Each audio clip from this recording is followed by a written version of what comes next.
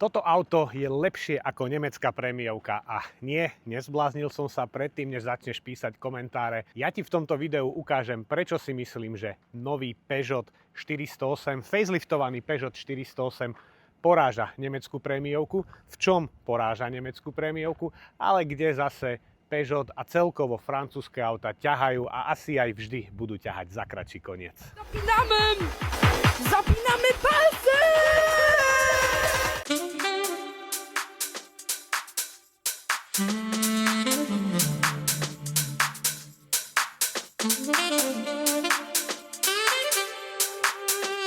Peugeot 408 stojí medzi dvoma svetmi. Nie je to klasické kupé ani typické SUV. Je to fastback so zvýšenou svetlou výškou, ktorý kombinuje eleganciu s praktickosťou. Predná maska dostala novú, výraznejšiu tvár s plynulo integrovaným logom a prepracovanými full LED svetlometmi s novou grafikou. Bočná línia pripomína skôr športové kupé než rodinný automobil, čo podčiarkuje aj výbava GT so špecifickými detailmi nárazníkov a tiež 19-palcovými aerodynamickými diskami. Vzadu dominujú koncové svetlá s trojrozmerným svetelným podpisom a masívny zadný nárazník, ktorý dotvára agresívny vzhľad auta. V interiéri nájdete najnovšiu generáciu iCockpitu, ktorý je typický svojim kompaktným volantom a digitálnym prístrojovým štítom umiestneným nad ním. V strede palubnej dosky je veľký dotykový displej infotainmentu, pod ktorým sa nachádza úzky panel s konfigurovateľnými digitálnymi tlačidlami iToggles. Fyzických ovládačov je minimum, väčšina funkcií vrátane klimatizácie sa presunula priamo na displej. Materiály a spracovanie interiéru sa vo výbave GT vyrovnávajú aj prémiovým konkurentom, pričom dizajn pôsobí futuristicky a technicky vyspelo. Pod kapotou pracuje 1,2 litrový preplňovaný benzínový trojvalec s výkonom 136 koní, ktorý je doplnený mild hybridným systémom a ten dodáva autu ďalších 28 koní. Systémový výkon je teda 145 koní. O radenie sa stará nová 6-stupňová dvojspojková automatická prevodovka. Poháňaná je výhradne predná náprava, no a kapacita batérie hybridného systému má 0,89 kWh. Zrýchlenie z 0 na 100 je na úrovni 9,4 sekundy a maximálna rýchlosť 205 km za hodinu. Objem batožinového priestoru dosahuje 471 litrov.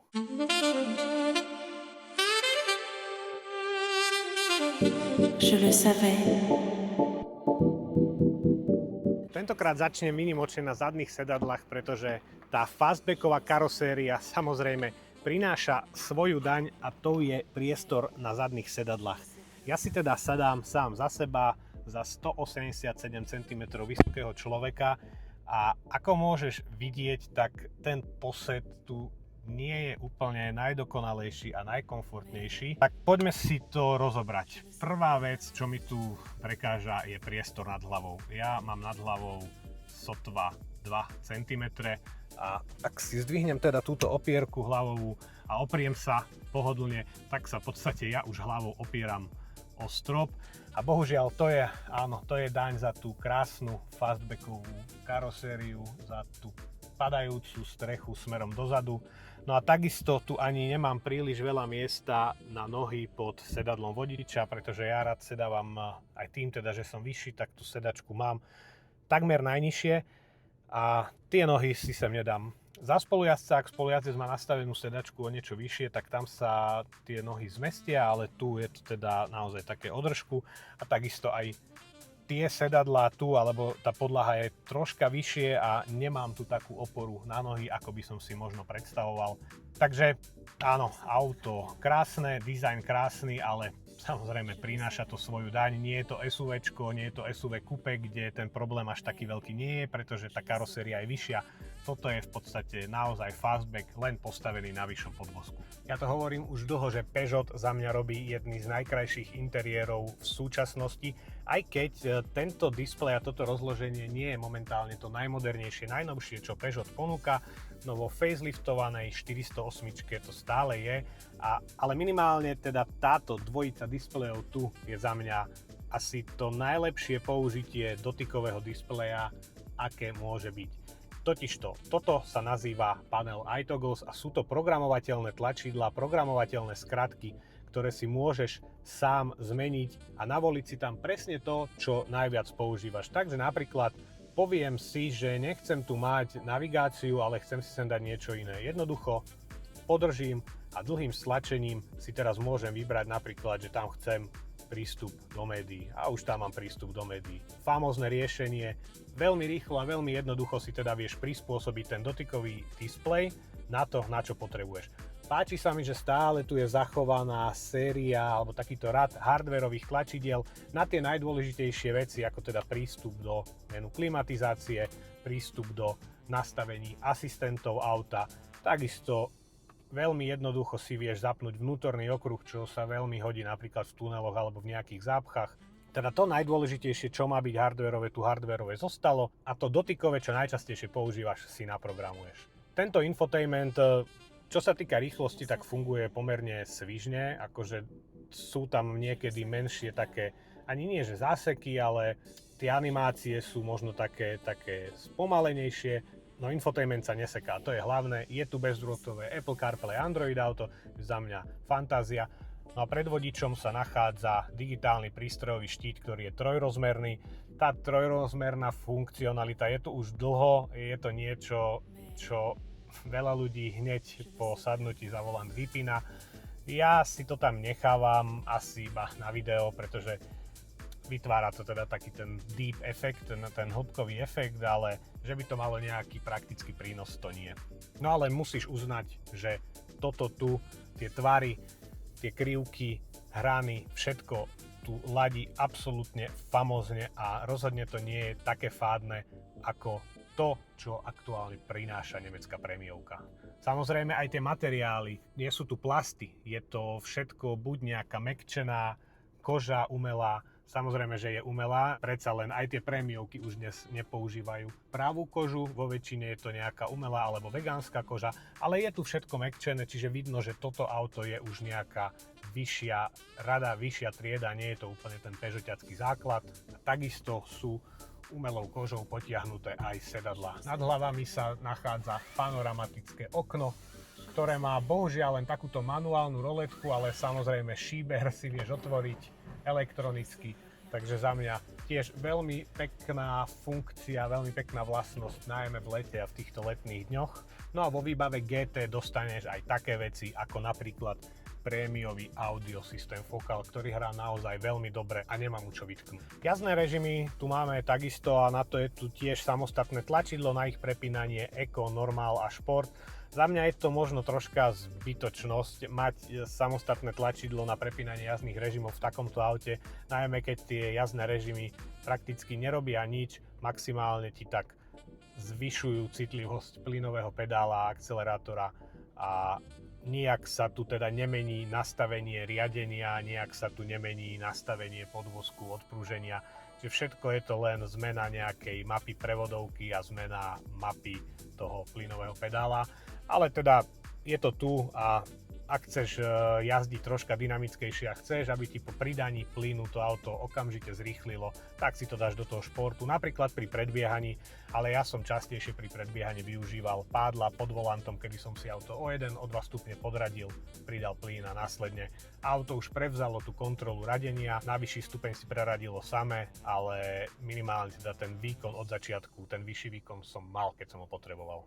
Nie, nebojte sa, ja som sa nezbláznil a viem, že Peugeot 408 rozhodne nemôže konkurovať nemeckej prémiovke vo všetkých smeroch, ale minimálne teda ten dizajn a aj ten kokpit sú tie dve veci, kde si dovolím tvrdiť a stojím si za tým, že Peugeot už tú nemeckú prémiovku porazil. Samozrejme dizajn nie je všetko a som si plne vedomý toho, že najväčším limitom tohto auta je práve tá 1.2 pod kapotou. Aj keď je hybridizovaná, má len 145 koní a na nejaké zbesilé jazdenie to rozhodne nie je. Koniec koncov ani to auto podvozkovo nie je naladené na nejakú zbesilú jazdu. Aj keď toto auto je fastback, tak v podstate je položené na takom zvýšenom podvozku, čo môže vytvárať taký dojem SUVčka alebo crossoveru. No aj vzhľadom na to, že je to len predokolka, tak taktiež na nejaký náročnejší terén toto auto nie je. Ale tá zvýšená príchodnosť tu teda rozhodne je, čiže na nejakú chatu, nespevnené cesty, štrkové, možno je to auto úplne v pohode a nejakých rozbitejších ciest sa s ním rozhodne nemusíš báť. Tá 1.2 PureTech je na bežné jazdenie úplne v pohode. Vďaka mild hybridnej technológii ten elektromotor tu dodáva až 21 koní a naozaj na tú dynamiku a na to vyplňanie tej turbodiery to úplne stačí, čiže aj tá dynamika je v zásade do tej rýchlosti nejakej 100 km za hodinu úplne v poriadku. To auto sa berie samozrejme už pri tých diaľničných rýchlostiach, diaľničných tempách. Keď na to šliapneš, tak je to troška lenivejšie, pretože tam už vlastne ťahá za kratší koniec práve ten spaľovací motor. Je tu ale teda nová 6-stupňová dvojspojková prevodovka a musím povedať, že tá radí mimoriadne dobre. Minimálne teda v tejto výbave GT tu máš aj pádla pod volantom. No ja idem teraz, dajme tomu, že na dvojke 42, dám plný. A to auto si samozrejme preradí aj samé, čiže automaticky mi preradilo do trojky a ja som si ho pádlom už hneď preradil do štvorky, ale v zásade to pružné zrýchlenie to nejaké je a keď potrebuješ predbehnúť, vieš si manuálne podradiť, aby si mal teda ideálne otáčky a to auto, ktoré potrebuješ predbehnúť, si v pohode predbehol. V tomto smere ale áno, poviem to teda ešte raz, aby tu nevznikali nejaké nedorozumenia, je nemecká prémiovka ešte na míle, ďaleko. Jednak teda napríklad tým, že ponúka objemnejšie motory, tam 1.2 ani nezoženieš, tam sú najnižšie motory 1.5, možno nejaké 2 litre a aj tých koníkov je pod kapotou obvykle ďaleko viac, pod 200 koní sa tam ani nedostaneš, tu si v podstate v tejto hybridnej verzii na úrovni 145 koní. Na druhú stranu táto 1.2 vie dosahovať veľmi príjemné spotreby. V meste sa mi podarilo s týmto autom jazdiť za nejakých 6,5 litra na 100 km. Na hybrid áno, človek si povie, že na čo tam teda dávajú ten hybrid, keď aj tak jazdím so spotrebou C6 litrov. Treba si uvedomiť, že je to len mild hybrid, čiže to auto, ten elektromotor slúži len na nejaké rozbehy, možno na nejaké plachtenie. Tu ten podiel elektrickej jazdy nie je až taký veľký, aj keď Peugeot uvádza, že v meste to vie byť až 50%, nemyslím si. Ono ti to tu ukazuje, keď sa ti vlastne rýchlomer zmení na zelenú, tak vtedy vieš, že ideš na elektrínu a naozaj nemám pocit, že to je 50%. Možno je to aj práve preto, že aktuálne sú vonku obrovské teploty, vysoké a v podstate celý čas musí ísť klíma na veľmi vysoké obrátky a tým pádom by tú baterku tá klimatizácia vyšťavela veľmi rýchlo a preto sa teda ten spaľovací motor zapája častejšie, aby teda aj tú batériu dobíjal.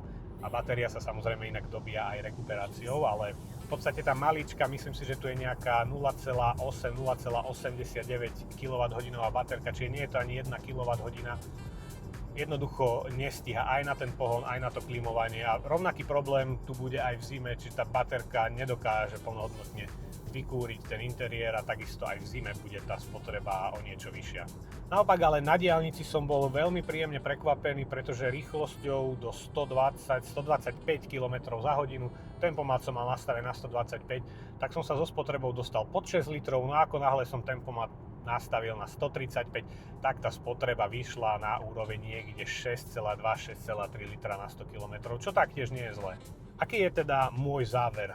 Áno, myslím si, že Peugeot 408 je aktuálne jeden z najkrajších, možno aj najkrajší fastback, ktorý si môžeš kúpiť. Ak si teda nepotrpíš na nejaký veľký 2-litrový motor, tak tá 1.2 ti na bežné jazdenie úplne v pohode postačí. Čiže to je ten kompromis pri tomto aute.